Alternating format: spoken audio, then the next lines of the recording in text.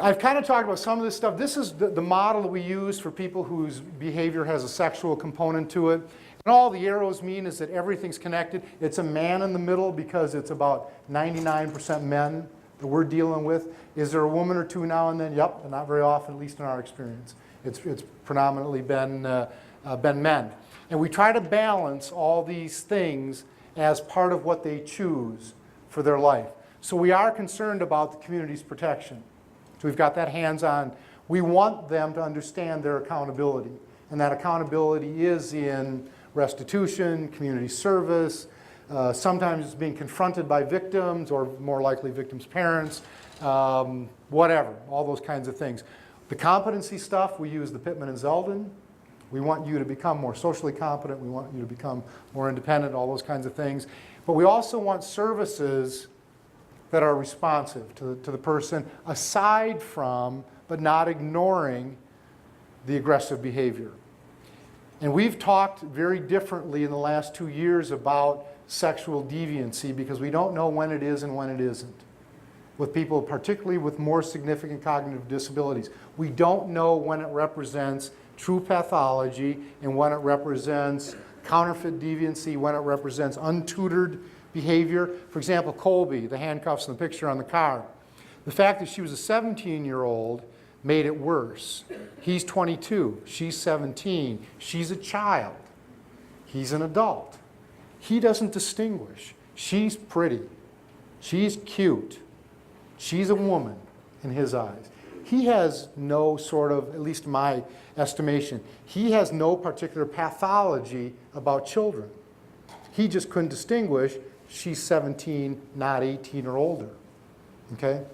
So we've talked about it not as sexual deviancy per se, as much as it is aggressive, egregious aggressive behavior.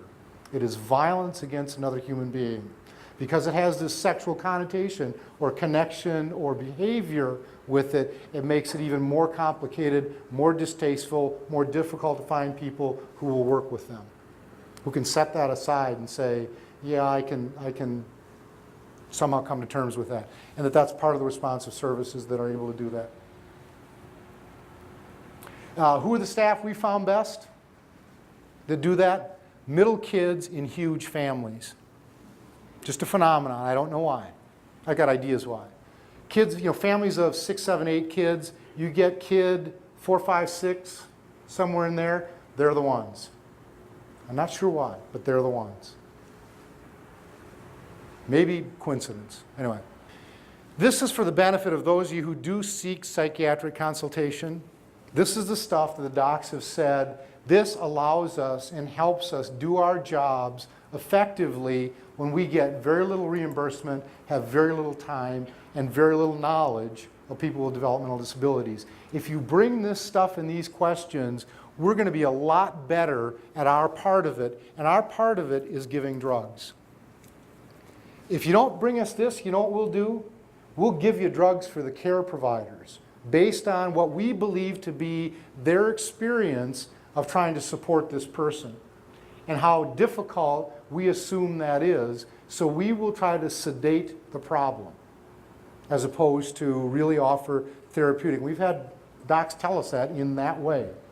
I'm trying to help you because I don't know how to help this person. So I'm going to load them. I'm going to stop this behavior by overprescribing. But if you tell me these things, so before you come in, if you have this stuff, this helps me make a decision. It helps me then decide, yep, this is psychiatric, this may be the family of drugs. I'll start here, I'll start at this dose, we'll work it this way. I will then tell you these things to look for so you'll know, is it working as intended? Is it giving the desired outcome? Does that stuff show up on yours? Mm-hmm. Okay, so you've got the questions there. So that people walk out understanding why this medication, how will we know, is it working or is it not? So that you can be the eyes and the ears for the physician to report back to say, yep, it is, nope, it's not, or man, it's made things even worse. What does that mean?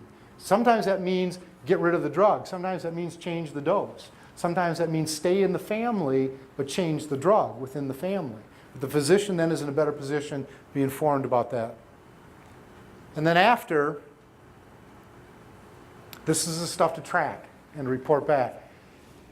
I did a monograph, I actually did it twice, called No Easy Answers, and that's the other part of the Beyond the ABCs that was specific around the use of psychotropic medication. And we had an appendix with this stuff in it, and we got calls from across the state, and then we took 2,000 of the things to New Mexico. Same thing with the docs saying, if nothing else, this has been valuable because people now come with this information and I can make better decisions and they know now how to report to me.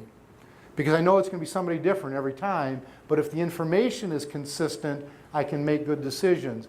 But if it's mom one time reporting to me, then it's teacher next time, then it's somebody else next time, I can't make good decisions. I do it based on who's reporting at that time, not based on the person. I'll tell one story and then we'll get out of here. Same place I talked about with Christine, Lakeshore Manor.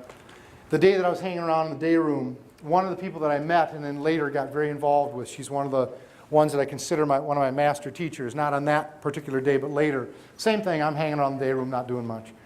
Just kind of talking with people that could talk and not with those who couldn't. And Maybelle came in and she used to do this thing with her fingers. She always had them like this. I think it was years and years of medication.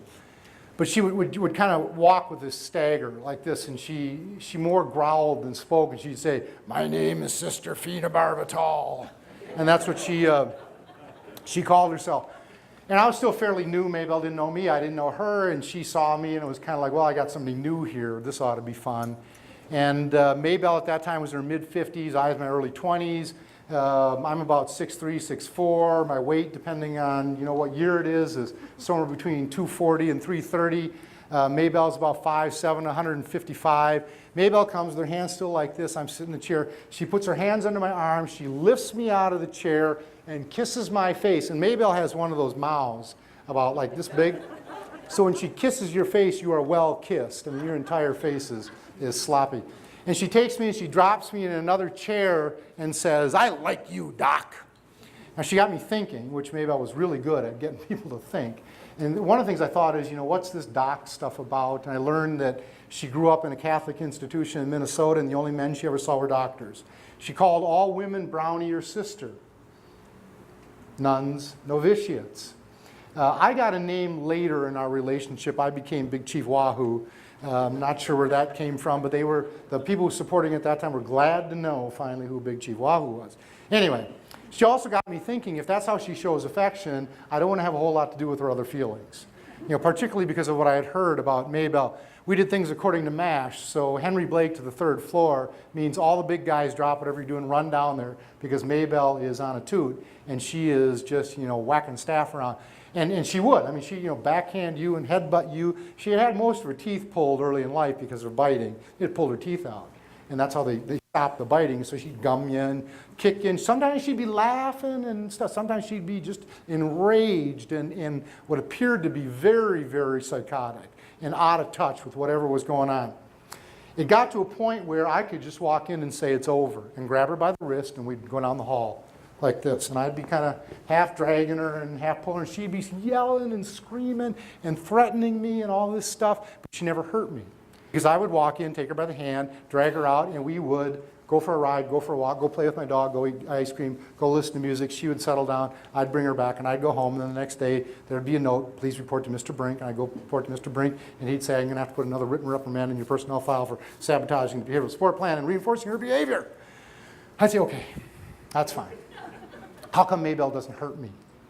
How come Maybelle hurts everybody else and she doesn't hurt me? What's that all about? Well, because you're feeding into her behavior and da-da-da-da-da-da. I said, well, then maybe everybody ought to feed into her behavior and they won't get hurt.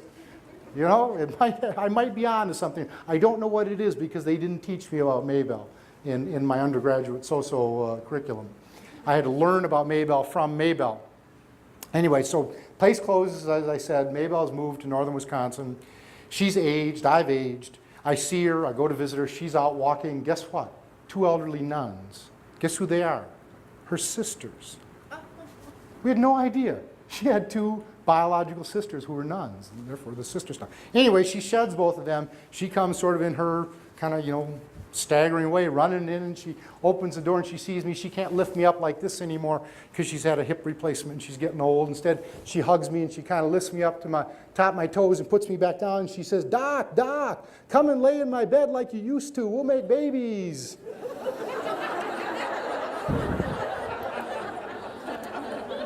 I don't know what the staff are thinking, and I'm thinking, those darn Catholics teach that stuff. I was raised Catholic too. So instead, I do the ignore and redirect. Let's go for a walk, maybe. Oh yeah, that's always a satisfactory substitute. Let's go for a walk.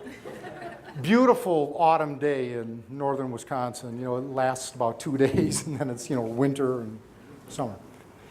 We sit down, Mabel gets tired. She takes my hands in hers, and she, like we used to, we're sitting there holding hands.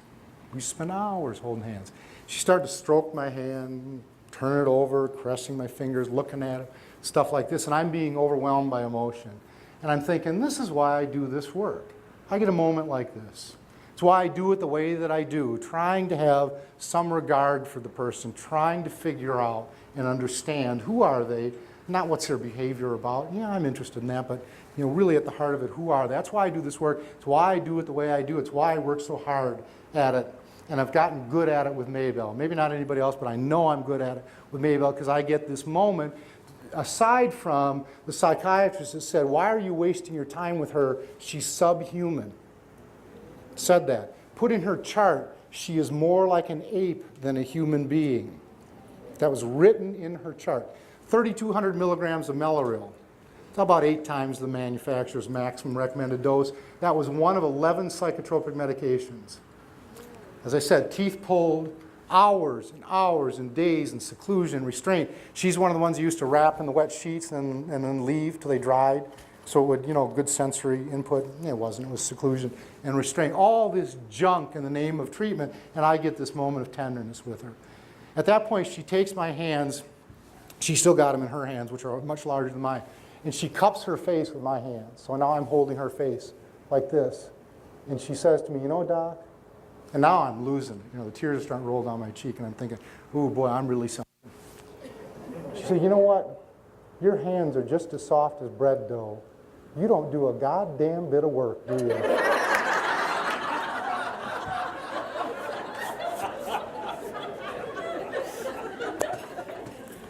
Not that you'd notice.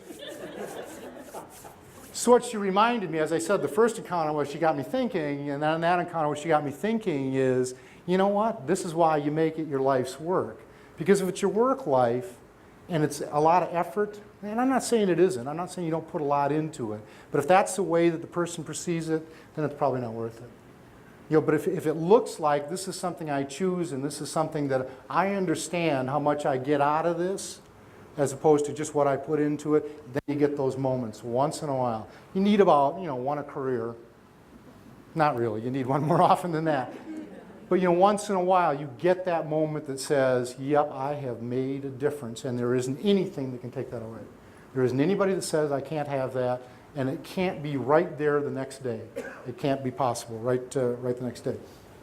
So I will close as I began with William Stafford. Standing here, what do you want to remember? How sunlight creeps along a shining floor? What scent of old wood hovers? What softened sound formed outside fills the air? Will you ever bring a better gift to the world than the breathing respect that you carry wherever you go right now? Are you waiting for time to show you a better thought? When you turn around, starting here, lift this new glimpse of what you found. Carry into evening all that you want from this day. This interval you spent reading or hearing this, keep it for life. What can anyone give you greater than now, starting here, right in this room, when you turn around? Thanks for the day.